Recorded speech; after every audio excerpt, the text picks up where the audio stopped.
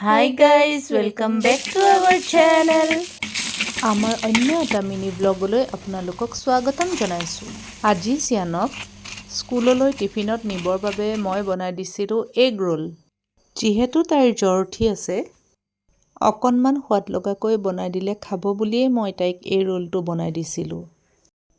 অৱশ্যে সেইটোৱেই হ'ল।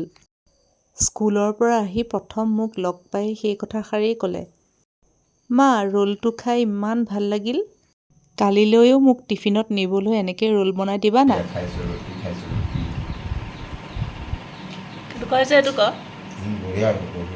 অঁ তোক মই চাটনি বনাইছিলোঁ দিবলৈকে পাহৰিলোঁ, খা।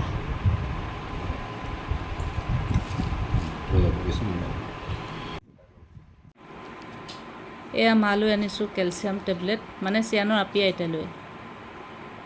আৰু চিয়ানৰ মানুহ আইতালৈ আনিছোঁ ভিটামিন ই কেপচুল। চিয়ান স্কুলৰ পৰা আহি পাব এতিয়া, মই তাইক আনিবলৈ গৈ আছোঁ। ফাইনেলি চিয়ান আহি স্কুলৰ পৰা পাই গ'ল।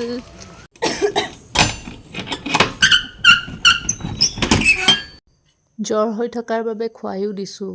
অলপ ডাঙৰ হৈছে যদিও মোৰ কাৰণেতো সেই কেঁচুৱাজনীয়েই। আজিলৈ ইমানেই। Bye bye guys.